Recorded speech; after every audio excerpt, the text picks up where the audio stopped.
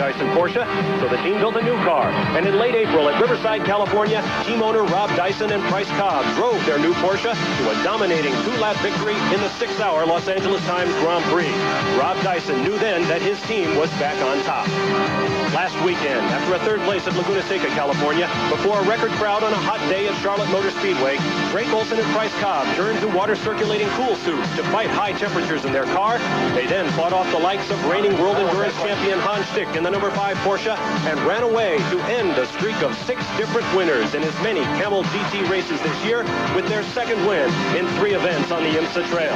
Today, live on ESPN, Dyson Racing returns to Lime Rock to defend their Cinderella victory of a year ago.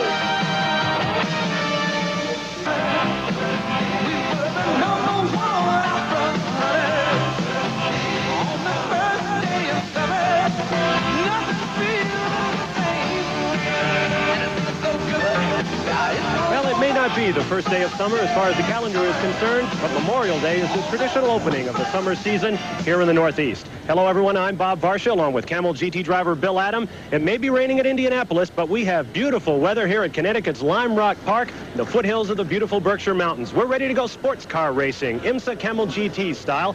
And here at Lime Rock, Bill, even though we have great conditions, it's a racetrack that can produce surprises. Well, it certainly did last year. We had a hometown boy, Drake Olson, winning very much of an upset victory over veteran Brian Redmond in the Jaguar. And today could be the same thing. We have ideal weather. Drivers love to say it's too hot, it's too cold. Today's perfect. We're going to have great conditions for cars and drivers, and it'll be a fast pace because of this good weather. Now, we had a small controversy earlier in the week. In early qualifying, the Jaguars were fastest. They were bumped in a qualifying arrangement back further on the grid. Ron Kendrick, who'll be patrolling pit road for us today, spoke earlier this afternoon with Chip Robinson, who will start the number 44 Jaguar. Let's go to Ron now. As you may remember, a year ago, it was Jaguar that hounded the Dyson Racing Porsche until late in the race. That could happen again. The Jaguar will start third with Chip Robinson and Bob Tullius. Chip, the car's been running very well all weekend. The car's been running fantastic. On Friday, we were the fastest in the first qualifying session. Then after Saturday's session, we ended up third. So we're looking forward to it. Does a track like Lime Rock help the Jaguar? A track like Jaguar, or a track like Lime Rock helps the Jaguar. Yes, and the reason is because the turbos do not get a chance to use the horsepower. You know, a turbo needs a long straightaway, and of course here it's short, and they don't get a chance to use that. So we will be at definitely less of a disadvantage than we're usually. The Jaguar folks also say that this year it may be Jaguar in front and Dyson chasing. Bob? Thank you, Ron. We'll be watching the progress of the Jaguars throughout the day. They could be the fastest cars on the track here at Lime Rock. Welcome back. We are live here on ESPN at Lime Rock, Connecticut. A 1.5-mile course, 6 turns, and it's a real handful for every driver in the field today. Bill Adam took a trip around in our special BF Goodrich Porsche camera car earlier in the day. Bill, how about giving us a lap of this Lime Rock circuit? Ninth starting position, the second of BF Goodrich car. We enter the Lime Rock track from pit lane, approach a 180-degree right-hand turn number 1. This is a corner where a late apex is required, one that you actually get into the corner much later than you really want and tighten up on the second part right there. We exit that corner, getting back over the right-hand side of the pavement into a 90-degree left-hand turn 2, being very careful to keep the car on the inside of the track.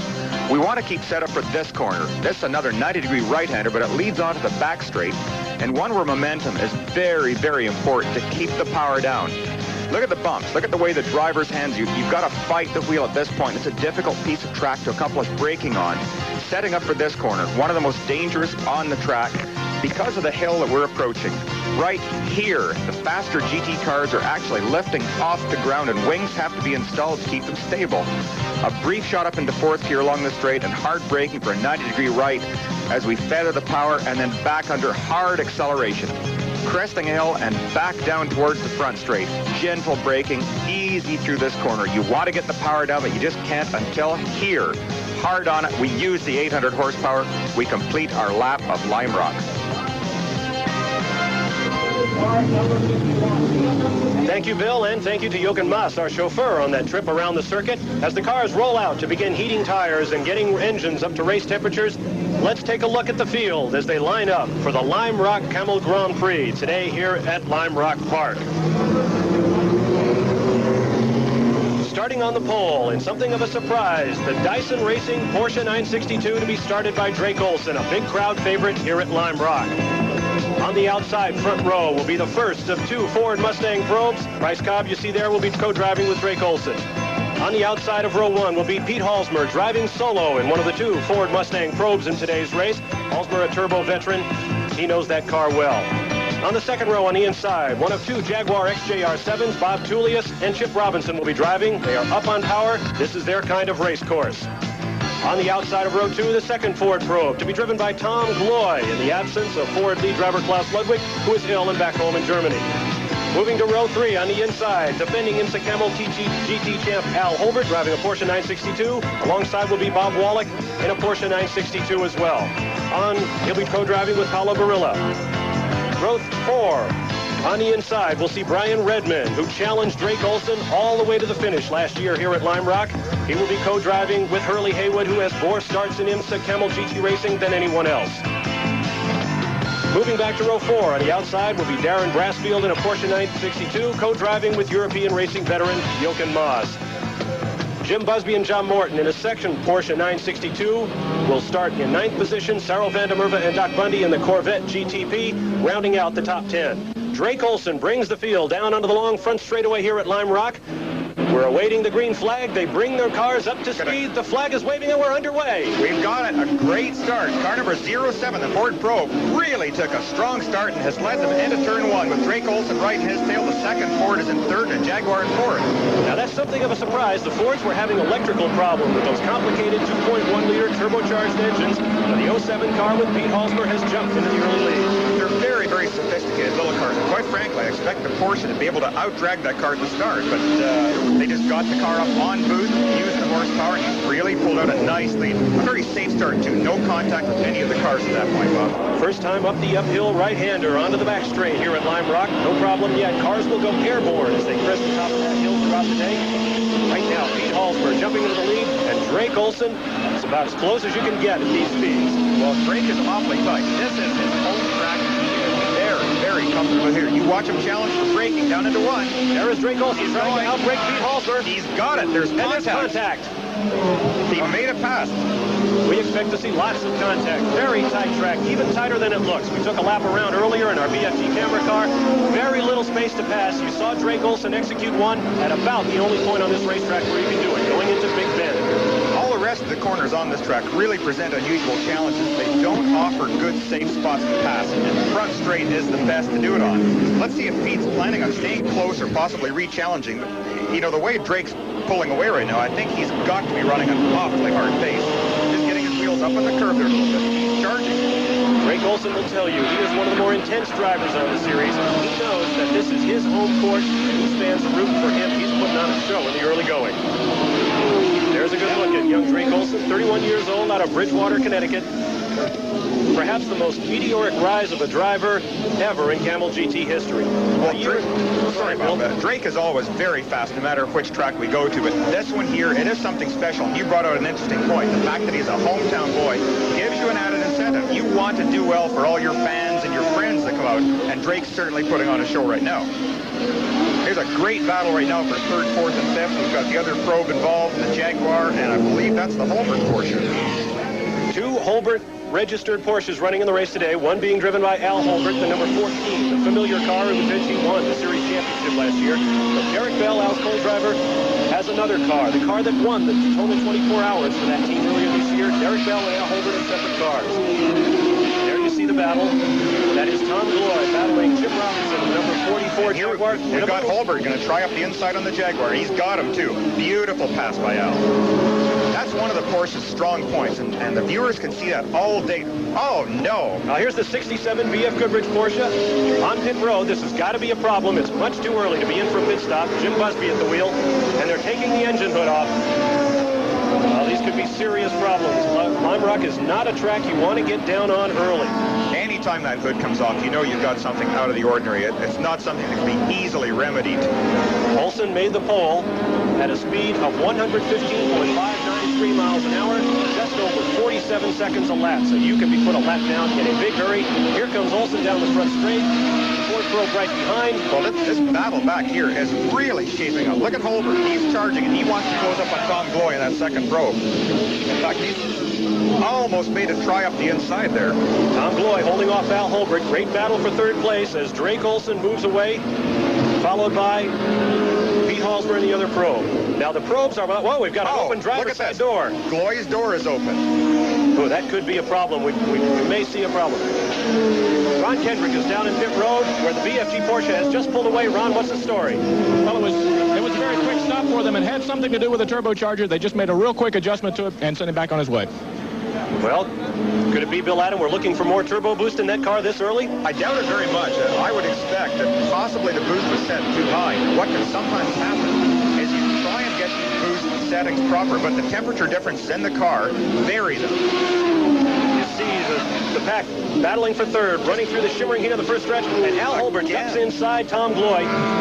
I started to say the last time he did that to the Jaguar, you can really notice the stability of the Porsches at this point.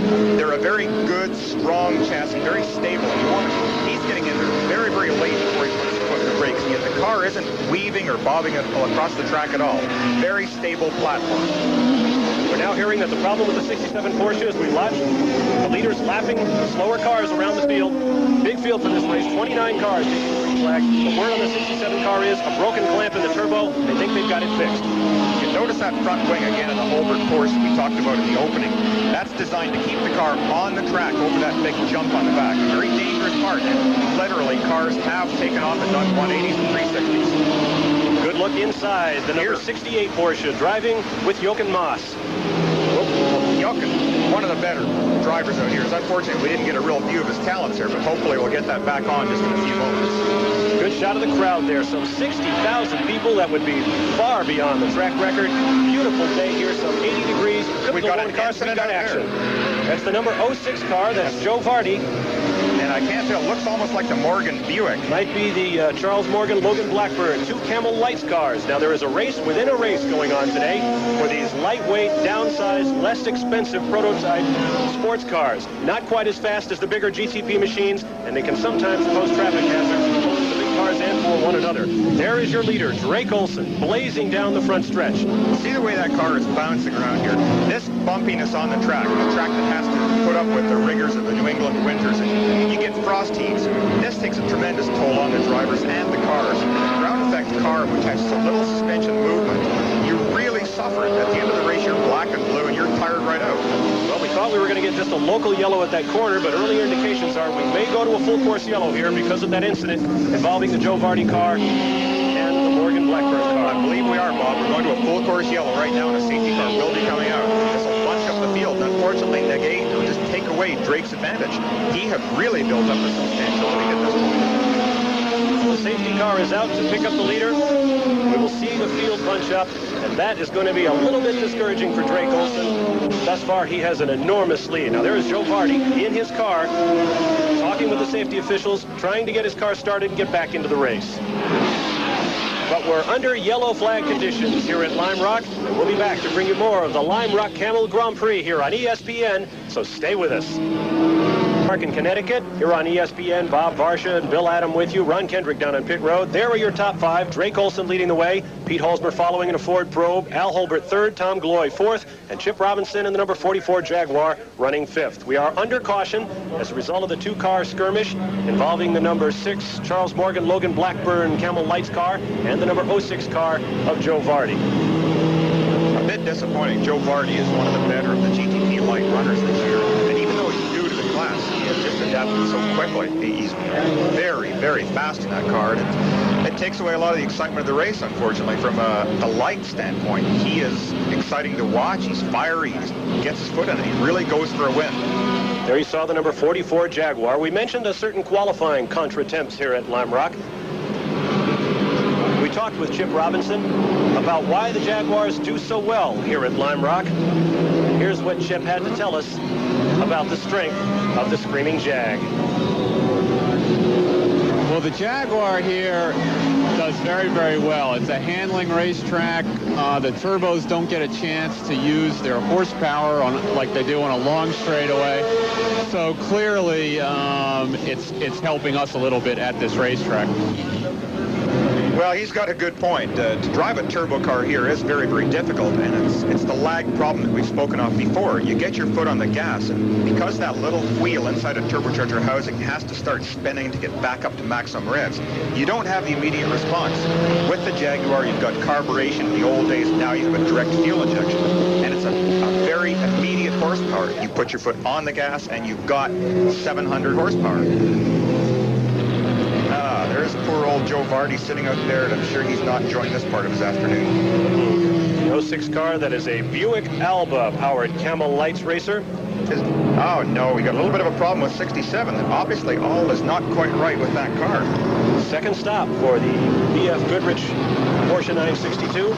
This is still a brand new car as well. It replaces one that was destroyed, and I think they actually only got a very few laps on the car running it to the last race before they run into problems, and haven't really had a great deal of time to do much development on it. These are probably just niggling little problems, nothing major, just little things that keep you out of the race. They're working on the inside driver's side door and letting him back out once again.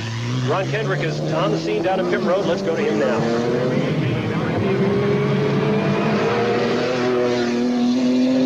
Could be major is the radio was not working on the car 67. They came in, made a quick adjustment to it, and they're back out again. Small problems keep cropping up. Okay, thank you, Ron. Now we're under caution. We've been that way for the last 3 or 4 laps. Now that raises the question of fuel economy, Bill. If they spend a lot of time moving slowly, does that mean that they're going to be able to stay out a lot longer? Well, it's going to do 2 things. One is certainly to negate the advantage the Jaguars have. They have a very fuel-efficient V12 motor, and really had planned to make this race on a single stop. Now, that won't change their strategy. But some of the other cars, when you get into mileage that's just critical to a certain point, they now may also be able to make the race only making 1 stop. This yellow flag that we're seeing out here, we've got a white flag and a yellow flag being held together. It's just there's a safety car on a course, and being held in this position, we've got a full course yellow. Just keeping drivers aware that we're not under green yet. As some of the drivers who've dropped to the back, because of making pit stops, like our Porsche friends down here from BF Goodrich, they may not be aware that a green flag wasn't dropped. This tells them that no, you can't go racing yet, fellas. But to continue on with this fuel problem, what it can also do is to hurt the Porsches because they load up when they're running slow. We are 13 laps into an expected 150 here at Lime Rock, Connecticut. There are your leaders. We'll be back right after these words. Live at Lime Rock, there you see the leader in the Lime Rock Camel Grand Prix. That is Drake Olson in a Porsche 962. He is followed by Pete Halsmer in the Ford Probe, Al Holbert out of Warrington, Pennsylvania in another Porsche, Tom Gloy from California, former Trans Am champ, in another Ford Probe, Chip Robinson, the first of 2 Jaguars. Now Robinson, that 44 Jaguar, we mentioned at the top of the show, a small contra-temps involving qualifying. They were the fastest in Friday qualifying, fastest cars on the track. But a special 10-car single-lap qualifying effort was set up to please the fans and decide who can set the fastest time in a clean lap here at Lime Rock. Those qualifying laps were run under wet conditions. Nobody was as fast as the Jaguars had been, but Drake Olson was the fastest in the wet, and so he wins the pole, although Chip Robinson has set a new track record here at Lime Rock. Well, let's watch the start here and see just how quickly turbocharged Porsche engines can clean out to take the green flag. And will it benefit Chip Robinson? We're back under green here. Obviously no loading up problem for Drake Olson as he turns back down into Big Bend, followed closely by the Ford Probe and Al Holbert in another Porsche. There go the 2 Jaguars, and traffic is beginning to build. Like a year ago at the Daytona 24 Hours, Drake Olson, the number 16 Porsche there, was looking for a ride. He went to Panama and raced Mazda cars down there. Rob Dyson at that point decided he was going to put together a GTP effort on the Camel GT circuit. He said, Drake, come on back, we've got a team to build. Olson came back, and as you heard at the top of the show, won a dramatic race here at Lime Rock to give the team its first victory in its debut race. And since then, great victory, too. It was wonderful. And look at this. Just look at the lead that Drake is pulling already. He really is a fiery driver. He just does not want to wait for anybody else. But we've got a great challenge coming up behind him here. Al Holbert bearing down on the number 07 Ford Pro, but Pete Halsberg, that is the point where they want to pass. As you watch Drake Olson going through Big Bend, a 180-degree right-hand turn. This is the race for second place. Pete Halsberg trying to hold off the defending Camel GT champion Al Holbert. Holbert driving a Porsche 962 built by his own workmen in his shops in Warrington, Pennsylvania. That is an American-built German Porsche, if you will. And Al Holbert is just all over Pete Halsberg. You can see Hal just pulling a little bit out of line there just to occupy Pete's mirrors. Now, at that point in the track, I don't think even Al would attempt to pass, but it's certainly nice to say, hello there, Peter, I'm back here and I'm just waiting to pounce on you. You try and disturb the concentration, just make him think about something else or start watching the mirror when perhaps he should be watching the road. And Al will take advantage of that at the slightest slip. Almost an entire straightaway lead for Drake Olson right now, as you see Holbert ducking inside, ducking back out. Once again, giving Pete Halsberg a look at him. Yeah, again, he was trying that inside move to see if he could use the braking of the Porsche to try and get alongside. But the Ford, too, is an outstandingly stable car under braking. It's very lightweight, very, very high-tech.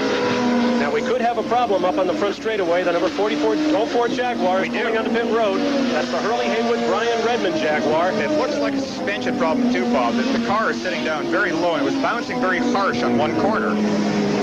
No, it looks like the hood's getting opened up. Wrong on that one. But it's very quiet. They're not putting the car up on the jacks. Lanky Couchet leans in to talk with Hurley Haywood, and here comes the engine bonnet off. This could be big problems for the Jaguar effort. Terrible item. Look at this. Great pass. Exactly what he's done to everyone so far. Use the braking of the Porsche. Very stable. He get in like really close to that corner before he puts his foot in the brake pedal, and the car just pulls down. It's like running into wet sand. It just slows down beautifully. Classic Lime Rock pass puts Al Holbert up in the second place. As you look at Pete Halsberg, now dropped down to third. Halsberg, who used to drive with the BFG Porsche effort, this year has signed on with Ford, has driven some Trans Am for them in their new turbocharged Mercury Mercurs. Today he is driving the turbo Ford Pro. I think Pete has really shown a lot of talent by how quickly he's adapted to this car. It's a car that, because its engine is so small, it's only 2.1 liters. It's very difficult. Okay, Ron Hendrick is standing by in the Jaguar pit. Let's find out what the problem is down there, Ron. Well, it's going to be a short afternoon for the Jaguar because of oil pressure problems. Hurley Haywood has unbuckled and climbed out of the automobile. The car is out of the race. So that is sad news indeed for the Jaguar effort. They are using new engines in that. They put new parts on the engine that raise their displacement to 6.5 liters. Extra horsepower, always a problem with the normally aspirated Jaguars, getting enough horses to the ground to battle these 800 and 900 horsepower turbo monsters. But the Jags came in with high hopes. Those hopes have just been slashed in half. We'll have a replay of the pass here. Bill, what have you comment? Here's our typical Porsche pass in Al Holbert's case. Get to the inside and watch this. Wait till you're right alongside. Bang! Now you're on the brakes. The car is just pulling down. Look, no wiggling. Nothing at all. It's just perfect straight line deceleration. There's a view of the 04 Jag being pushed behind the wall. We'll have to check and see if it's something that they can fix and get back into this race. But as we mentioned, getting behind is a big problem at Lime Rock. There is Halsberg running in third place in the Ford Pro. Klaus Ludwig of West Germany is the normal lead driver in these Ford Pros. He's been with the car since its development. Klaus is ill. He's back in West Germany. He's preparing for the 24 Hours of Le Mans endurance race. He has won twice in a row, 3 times altogether. These two Ford Pro drivers perhaps not quite as familiar as Klaus Ludwig is. Ron Kendrick is back in the Jaguar pit. Let's go to him now. Ejected Jaguar pit at the moment. Hurley, what happened? An oil pump belt broke and seized the oil pump up. No chance of fixing it, no chance of getting back. No, it's too big of a job to change the pump. It takes an hour to change the pump. Okay, Hurley Haywood and the Jaguar team out of it here at Lime Rock. Well, so much for my ability at mechanical prognostication. They are gone. Really sad, you know. Oh, no, look at this. Now, that's the Morgan Blackburn Camel Lights car. Either he's got a serious problem with aerodynamics or he just wants to keep his feet cool, but doesn't look like a good way to spend a day at Lime Rock. That's a Buick Tiga, or Tyga, if you're from England where those cars are built. Charles Morgan and Logan Blackburn. He must have gone off again and taken off the front end of that car. He's going to have to stop and get a new nose piece. Yeah, although it doesn't appear there's any structural damage. You can see the aluminum boxwork between the wheels there, and it's unwrinkled. There's no no marks of any contact at all.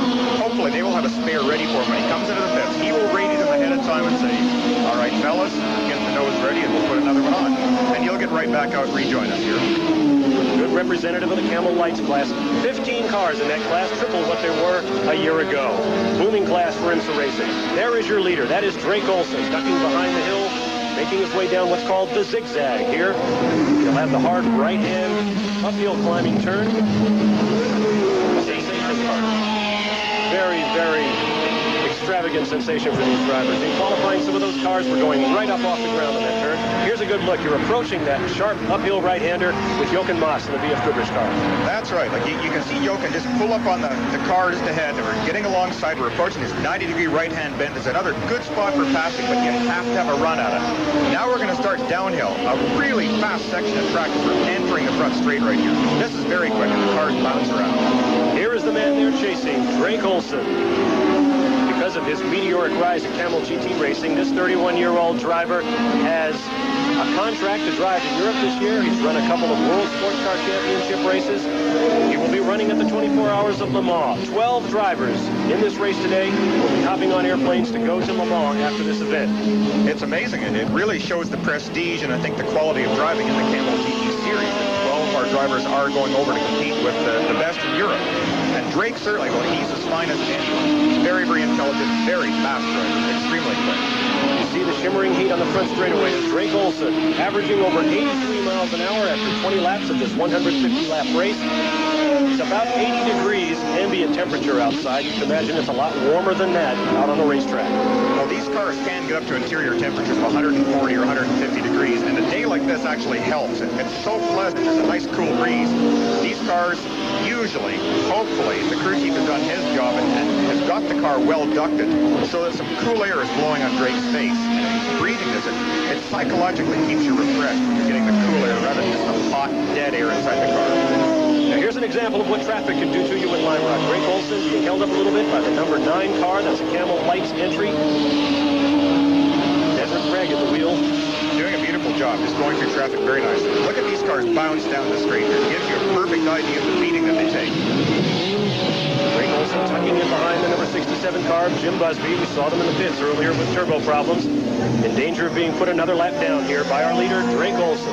I think if you ask 99% of the people in this crowd, they would say Drake Olson is the man they want to see win again today. Oh, I would agree. I think he is the real hometown favorite. They're very vocal about it around here. Last year was a reason of great pride. Another great view from the in-car camera. We're going around turn 1 here, just at the end of that long, bumpy straight. You can see Jochen just setting up to try and pass a Camel GT light car. He's going to use the horsepower that's available with the Porsche and get by. Just entering the back straight here, lots of bumps, but he's got 200-300 horsepower more. Just, whoa, almost gave him a little nudge here in the back end. Now we're into this uphill turn. It's so dangerous. Here's our left-off point right there. Oh, I just felt your stomach was very light there for a moment. Little braking into this corner for a smooth feeding of power. No, he's going to, yes, I don't think I'm going to try to pass there, but then again, I'm not Jochen Maas. Jochen Maas, world endurance champion in the past, thundering around this Lime Rock course, passing cars at will. He is really being aggressive. There is Derek Bell in the number 1 car with the blue headlamp covers to differentiate it from the number 14 car being driven by Al Holbert. Ford Probes dashing side by side. Little Ford sandwich there. They look so pretty on the track, and here's our Jaguar. Now here's traffic once again. Deborah Gregg in a Lights car being passed by Pete Halsberg, followed by Tom Gloy. Then one of the Porsches. I didn't catch what number that was. Oh, it's the base side. I think that's Paulo Barilla in number 86 here, following this Porsche. He's probably going to take a shot at getting past him. Good 3 guys here. What happens is they get down onto the front straightaway, which every driver knows is the passing point. See how the horsepower compares. Whoa! I thought Paulo wanted to pass number 7 and 7 wanted to pass 07. Here's a look at Pete Halsberg, an IndyCar driver in the past, very familiar with turbo power. Look at that. And Paulo Barilla has just waxed both of the Ford Probes. Fantastic move. He cut them both at the one straight. Really, outstanding piece of driving by Paolo. What a Seems to feel very much at home on this track, and right from his first laps, he's gone very, very quickly here, and it's very smooth. I'm really impressed with Paolo at this track. Now that has been quite a struggle for that car. His co-driver Bob Wallach, who is French, a former member of the French national ski team, was in Indianapolis to cover the Indy 500 for French national TV. Got very little practice time in the car. When he came here to Lime Rock, he went off course early on, got less time while they fixed the car. So young Paolo Barilla, heir to a pasta baking fortune in Parma, Italy, has taken that car out, leading here at Lime Rock his first time on this course, and he's doing just fine. Tremendous gaggle of traffic. There's a good look at young Barilla. Last year, his family produced 350,000 pounds of pasta just in Italy. I think almost enough to feed you, Adam. No, not quite. I do like my pasta. 24-year-old driver out of Parma, Italy. They won the Miami Grand Prix. Wallach and Barilla driving together. Now there's the Derek Bell car. Good story behind that car. That is the car that won the 24 Hours of Daytona this year for for Derek Bell, Al Holbert, and Al Unser Jr. It's a car that Holbert had put up for sale before the 24 hours. A couple of people looked at it and said, no, I don't think so. Al said, well, I'll show you what it can do, and went out and won the toughest endurance race in the United States. Plenty of action still to come here in the Lime Rock Camel Grand Prix. We'll be showing it all to you, flag to flag, here at Lime Rock. So stand by. There are your leaders. We'll be right back. Back live here on ESPN at Lime Rock. There is your leader, Drake Olson, in the Lime Rock Camel Grand Prix. His best season last year, 3 victories. He's got 1 already in the bag this year, despite having to spread his time across the American and European racing circuits. Drake Olson leading, Al Holbert running second, Chip Robinson of the Jaguars showing third right now, Tom Gloy in a Ford Pro fourth, and Paolo Barilla in another Porsche 962 is fifth. Well, obviously, Drake doesn't appreciate the wonderful battles going on behind him. He's just merrily going on his way here and stretching out a really strong lead. Driving very smoothly, too. He hasn't put a wheel off the track or got that car sideways at all.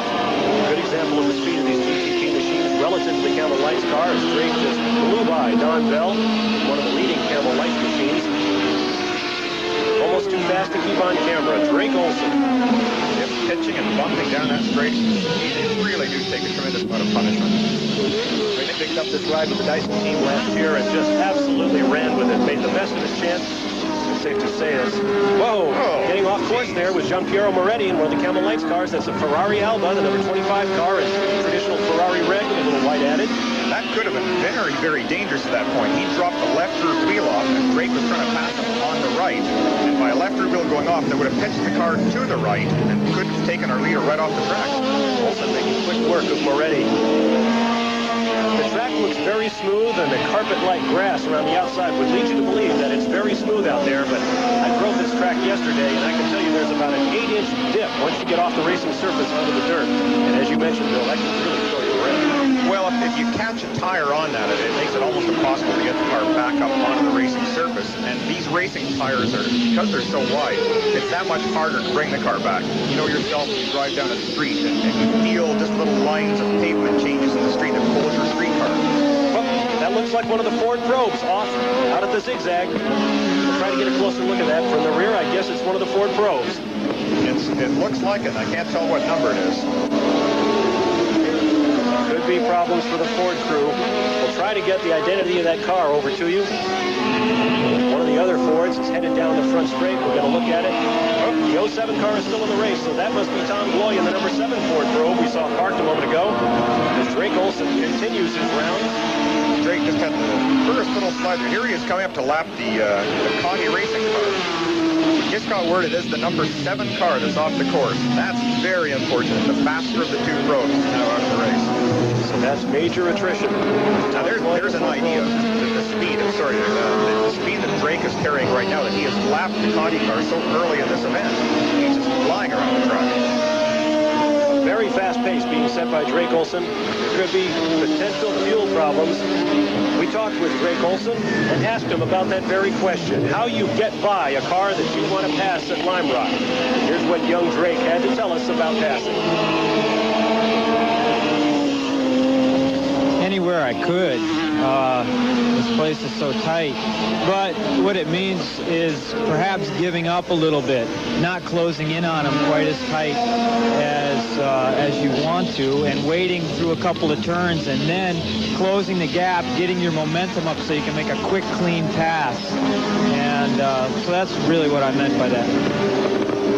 Well, he sure did a quick, clean pass right there. Just did an excellent job, and he's done them all so far.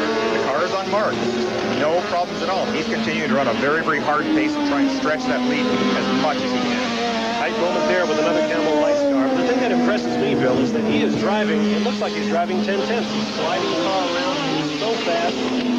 I'm really wondering how hard he can push that car before it starts to bite back. He is driving very, very hard, and you can see the car is sliding right to the edge of the pavement. He's getting his two inside wheels up on the curb, the apex as far as he can. There's the scene on the backstretch. That's sad. I'm very, very disappointed because there's a good picture of Tom when he's in a little happier moment. Bad news for the Ford team. Now there's the 07 car, a sister car to the 7 Mustang Probe that's parked out on the back. This is Pete Halsmer's car. It looks fairly routine. You see Ron Kendrick standing by. We'll try to get a report from him as soon as we can about the progress of the pit stop.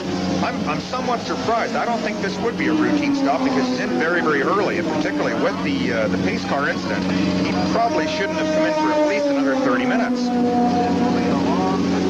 Uh-oh. No, the door is coming up. The car is still running. They haven't shut it off, and they've refueled it. Now we're getting preliminary reports that there is a problem with that car. You see them opening the driver's side door, now the passenger side door. All right. These things held any other kind of passenger. The area that he is working in right there is the ignition system. That's where these black boxes are, the little units that control so much in the motor. They control the fuel injection, the timing of the car, the rev limiter, which keeps the engine going endlessly before it self-destructs. But they have switched the boxes. He has unplugged one and plugged it into the second to see if that may cure the problem. The car came down off the jacks and now it's gone back up. Bobble on the pit crew. You saw one of the pit crewmen smack the back of the car to tell the man with the air jack that they needed to get it back up, that he didn't have that wheel hub on tightly. Right. They've got it on now. They got the fresh ignition box into place. Sounds good as he's leaving the pits. This is a good idea. So many of the cars in the race have this, and that's a backup ignition system that if something does fail or start to go astray, you just simply change plugs. That's precisely what Pete did. He had his crew member do that, and he's rejoined the race without really losing too much time. Ignition problems have been a problem with the Ford car throughout the year. Remember in Road Atlanta, a race that we covered here on ESPN, both of the Fords fell to ignition timing problems. Making popcorn out there that day. Absolutely. Banging and cracking around the track. Pete Halsmer back out. These cars are so sophisticated with the engines. Again, running the small motor, they're running up to 9,000 RPM every single shift. So it's very hard on the cars. And they try and maximize both the horsepower and the fuel economy. So the systems that they're using, these engine management systems, are very, very sophisticated.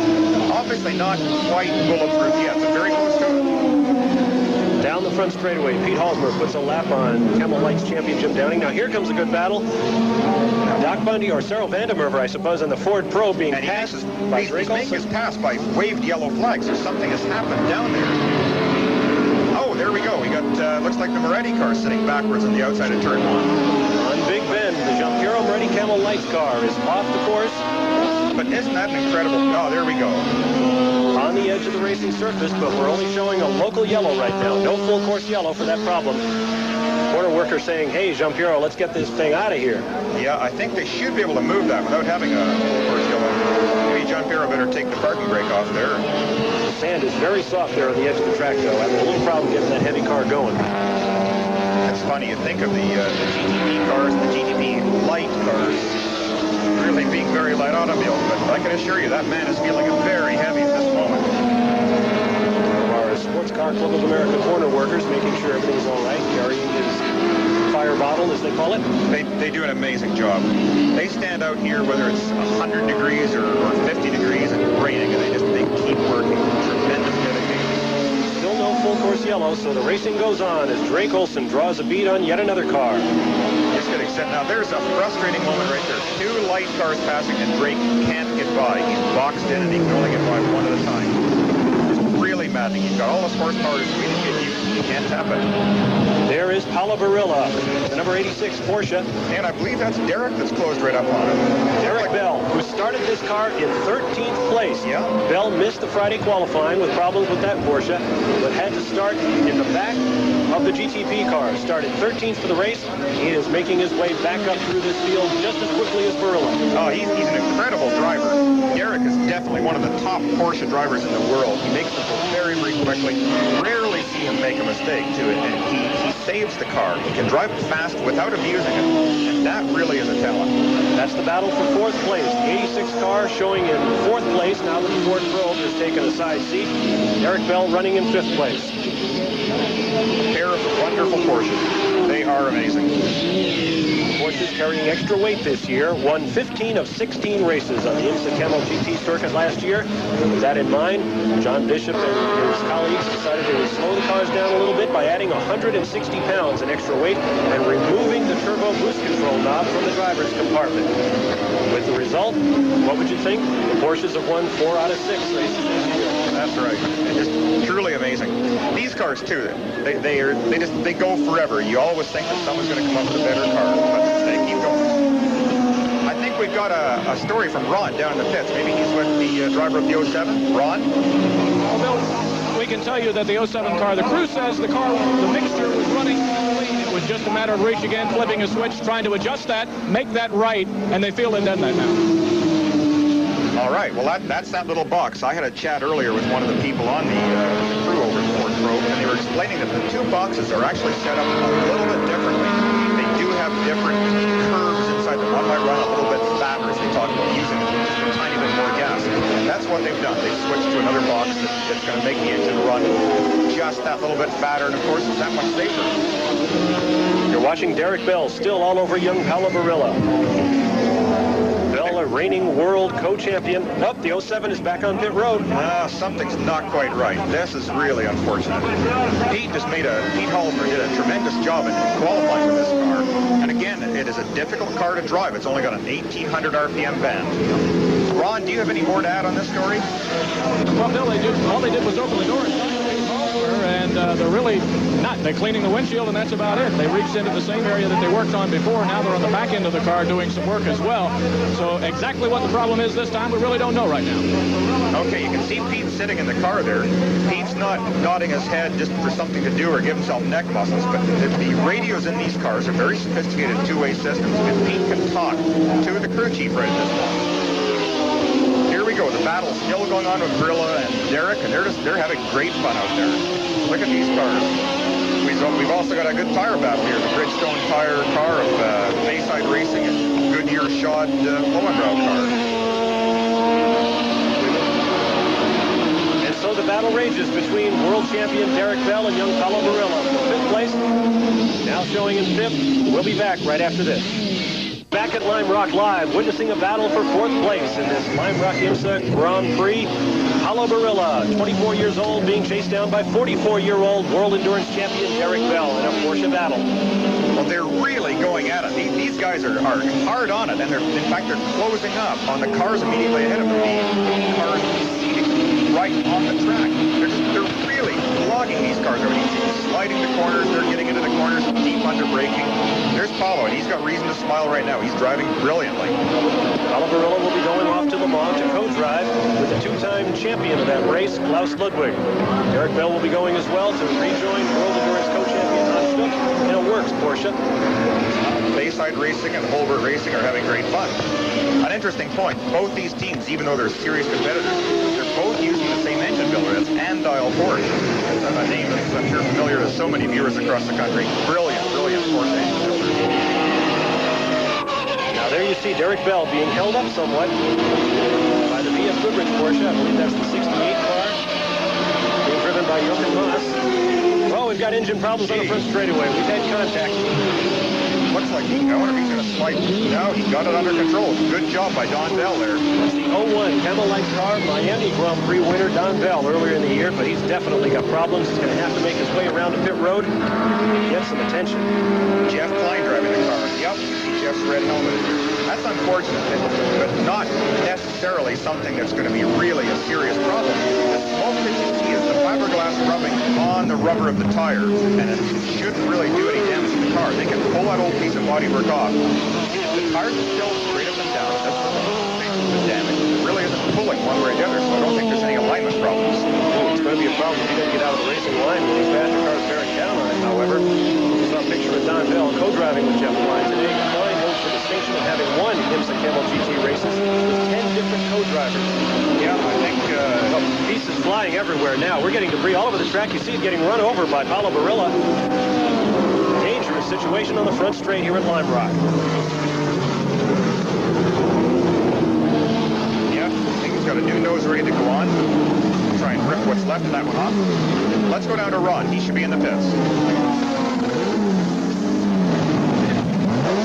They are changing the nose piece on the 01 car. The accident, I could not see it from my vantage point as to what happened. They have the new nose leaning against the wall. They're changing the tires. They're also changing some of the works on the inside behind where that nose cover goes. Jeff Klein continues to just sit in the car. They have refueled it, and the work continues feverishly, trying to get the 01 car back into competition here, working on the nose very, very feverishly. Well, that was a bad break. I didn't see what happened either, but I do hope it's not anything serious. Oh, now they're taking the whole nose box off. This is a structure that really supports the fiberglass pieces, and they're just going to try and tear that off as quickly as possible. Get a new structure underway.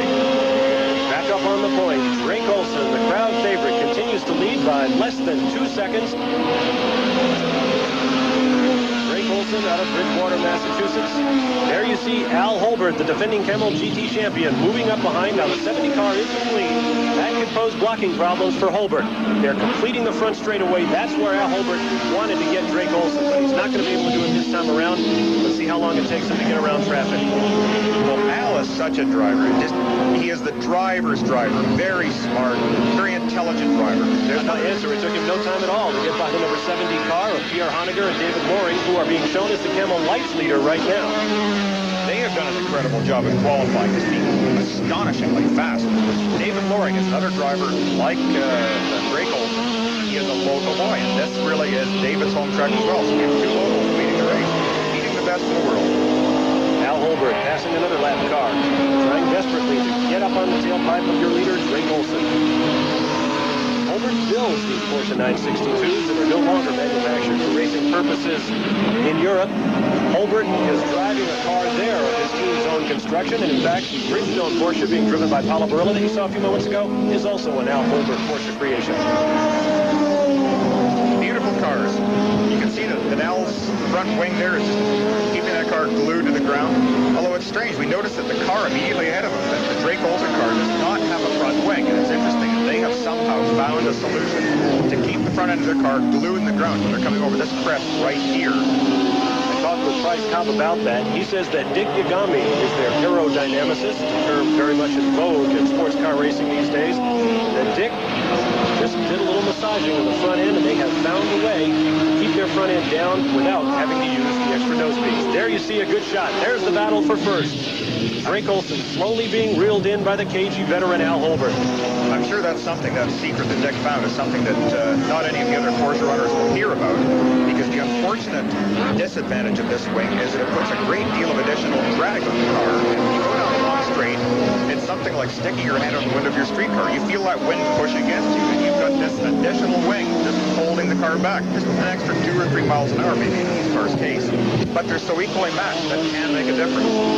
Now, do you suppose that Drake Olson is looking in his mirrors, knowing that Al Holbert is back there, knowing that he's being reeled in? I'm sure he's aware of it. If he hasn't picked him up in the mirror yet, his crew will certainly be keeping advised of the plus situation. He knows he has X number of seconds ahead of car number such and such. In this case, it's car number 14. Well, the car such and such is the dreaded number 14 of Warrington, Pennsylvania's Al Holbert, the defending IMSA Camel GT champion. Lots more racing still to come here at Lime Rock on ESPN, and we'll be right back. At Lime Rock, Connecticut, Bob Barsha and Bill Adam with you. Ron Kendrick is on pit road, where you got a good look at the treaded rain tires that we thought on Saturday might have been needed for today's race. But the skies are blue, and we have perfect conditions for racing. And there is your leader, Drake Olson, whose pits you were just in, making his way around the track.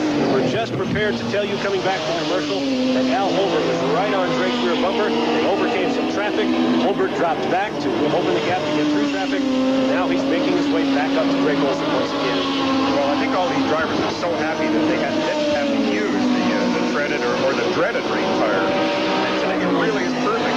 The weather is just outstanding, and the people here are really having a great time. The race has been everything that everyone thought it would be. We have probably the finest GTP field that has ever been seen in my life. Whoa, some dicing there. Drake Olson got a little too close to the number 9 Camel Lights car being driven by Deborah Gregg, widow of the late Peter Gregg, who is probably the finest driver at IMSA Camel GTP. Look what it's done here, too. Al is right up on the tail, and let's see if he wants to play a waiting game and maybe try and use the psych out, the pressure technique of just sitting and you fill up the mirrors with somebody else. Don't even try a pass. It's much easier to follow another car, and the only real disadvantage it has, sometimes you get a lot of oil on your own windshield. Let's just see what our leaders are running. We'll try and get a lap time as they cross start finish this particular lap. Let's see how fast they're going. It looks like a very, very quick pace at this point. You time it, and we're off. Drake Olson overtaking traffic. It's going to be a little bit of a cluttered lap, but we'll see what we can do. Here's the number 63 car of Camel Lights champion Jim Downey of Atlanta, Georgia. Let's see if he moves out of the way to let the leaders come through. I think Drake should be able to get alongside and then just outbrake going into 2. Yep. No problem. Right behind.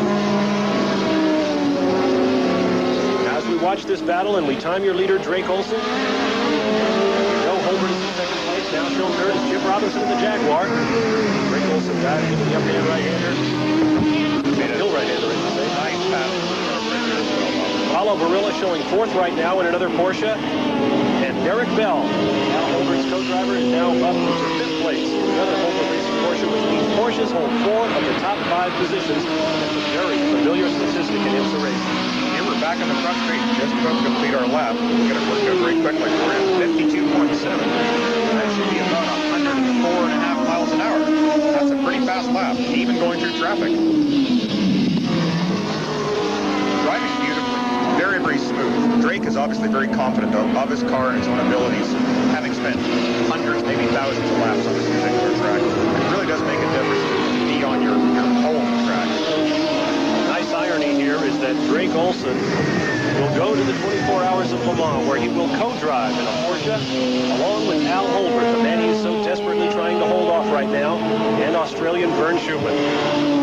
So these two drivers now battling so desperately will become teammates on Saturday for the running of the 24 Hours of Le Mans. Well, I'm sure Drake's looking forward to feeling at home on Le Mans. That's almost a home track of Al and Vern Schumann. They've run that race so many times. There you see the statistic. It's been a wire-to-wire drive so far for Drake Olson, but he is definitely feeling the heat from the number 14 Porsche of series champion Al Holbert. Once more, a long, sweeping left-hand turn called the S's. Onto the back straight. You know, it's so pretty around here, it almost looks like racing through a park. Not that I'm suggesting any of you should race through parks, but it certainly is beautiful. Countryside is spectacular. It is a beautiful course. And now coming onto pit road as we watch Drake Olson is a surprise. It's the number 52 Corvette GTP. Now this is a car, already has 1 victory, has taken 3 pole positions thus far this year. A very, very powerful machine in the hands of Cyril Vandenberger. Now he's getting out, and co-driver Doc Bundy will get in.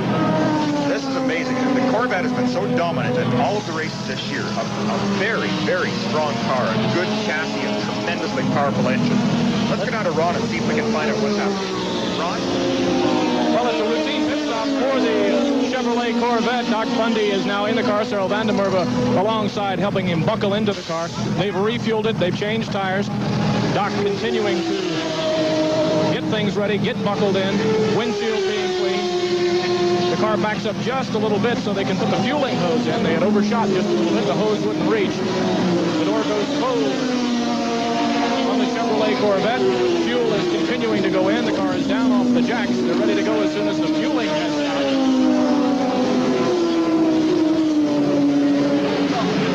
Well, this is an overly long pit stop. I thought it might be routine since we're about an hour into the race and we expected this thirsty V6 Chevy Corvette to have to refuel now, but that problem with getting that car fueled has put them more than a lap down to this man, Drake Olson, being pressed hard by Al Holbert. Well, Drake is running a great pace right now, and it's certainly telling. And it's really amazing, again, the car has potential like the Corvette. Look at, oh, geez. Whoa, Al back Holbert. straight there. He almost contra attempts there. Holbert did a great move there to sneak through with the GTP light car. By great sandwich.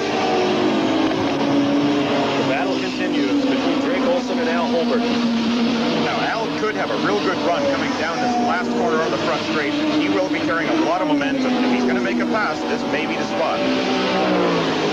Holbert closes Here we go. Look at this for a replay on the back straight. The GTP light car is zigging and zagging. Got taken very much by surprise with the Dyson car coming up so quickly. And when he moved over, Al saw the opening. He used all his experience, got by just perfectly. We saw Al Holbert setting up for a pass there on the front straightaway. He drew right up behind Drake Olson and then let him move away. You just saw now. Drake has made a couple of little slips, and I wonder if he may be losing a left rear tire. The car just got a little loose there again. Start finish straight. We're getting this loose rear end. I don't think it's a suspension problem. It's possibly the tire is wearing out. They may have gambled a little bit on the cool weather to go with a softer compound tire. Sometimes you can do this. You don't have to worry about the tremendous heat problems in the rubber. You gamble on this tire. Well, this is maybe what happened, but because of the fast pace, they're running exceptional temperatures. We're getting down toward the time when we expect to see these leaders come in for a stop. Some 55 laps already in the book in this 150-lap race. An odd distance for these cars, whether you need to make this race on one pit stop or two. It's really, really critical. There's so many cars that the Jaguars, again, they do have a very strong advantage. They usually can go an hour and 10 or an hour and 15 minutes. The Porsches usually are limited to 55 or 60 minutes because of the turbocharger. But with this yellow flag situation, this really changes strategy, and perhaps some of the Porsches can do it on a single stop. I would suspect that will be the case. Both cars continue to run beautifully. They're very, very strong, and they're battling coming down this front straight. Al is not letting Drake get away. Fantastic dicing here at Lime Rock Park, live on ESPN. To get a good look from inside our BF Goodrich camera car, there are your leaders. We'll be back to live racing at Lime Rock after these messages. At Lime Rock, where you're looking at Bryce Cobb standing by, cool suit, tube in hand, ready to take over for Drake Olson. About 80 to 85 degrees here. Very unseasonably warm here in Connecticut. Bryce Cobb will take over for Drake Olson, who has been setting a blistering pace. We are some 66 laps into this 150-lap race. There you see the car of Drake Olson. Well, everything looks very normal right here, but I think we're going to have something just in front of Drake. We can just get a little bit of a kick. There we go. Al Holbert. Oh my, Al Holbert has passed Drake Olson. We have a new leader. And defending Camel GT champ Al Holbert has taken over first place. But the point remains the same. These guys are about to catch the 5th place car of Derek Bell. Ahead, the 3rd place car. The number 44 Jaguar is not that far out in front. A blistering pace is being set here. Okay, here we've got the pass now. Look at this. His favorite place, right up the inside, coming down into turn 1. Late in the brakes, even drops a couple of wheels in the dirt. Beautiful, beautiful job. That is really Al's favorite spot today. He's making good use of it. So Al Holbert is your new leader after Drake Olson led for the beginning of the race to the pass on lap 66. We're just about there, just trying to get inside the Conti car once again, being lapped again. Blistering pace, unbelievable. We're definitely going to have a new race record here. The new race distance running 150 laps.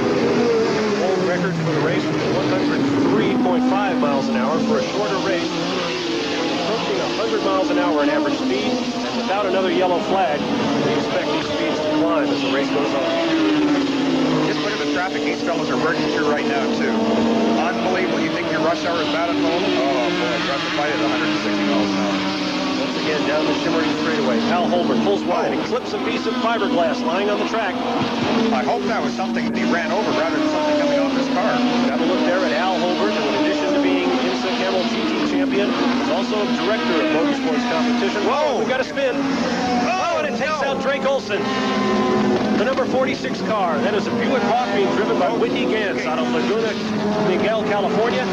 And in trying to avoid it, Drake Olson spun as well. Everybody looks all right, but this is going to put Drake Olson way down. Oh, that hurts tremendously.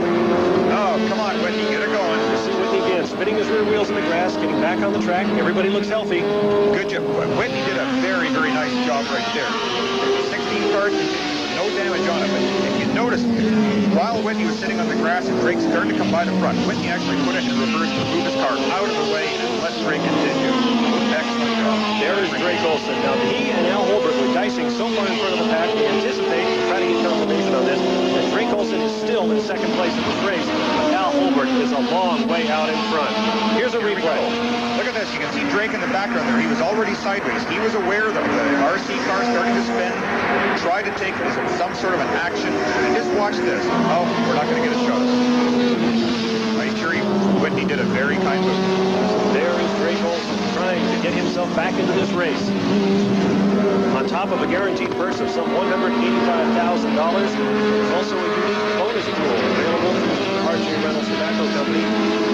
Each race, $10,000 goes up for grabs as long as the winner has not won previously this year. Good old Camel pyramid. That's right. I think they're very careful if they donate that money to us. I'd be inclined to go along with that. There's no chance of me being a previous winner every year. Although you have no excuse. You do some driving. Now that I think of it, there is Drake Olson with their win. There is your leader, Al Holbert. They won the 24 Hours of Daytona, picked up a $10,000 bonus. Drake Olson and Price Cobb have won. They picked up the bonus. So if either of these cars should win, the bonus will roll over and there'll be $30,000 in prize money available later on. But for right now, Al Holbert isn't even thinking about prize money. He's got that lead and he just wants to hang on to it. No, Al is just concentrating on the job at hand. He looks for each point where he wants to put on the brakes. He's feeling the car. Back in, starting to slide, the front sliding.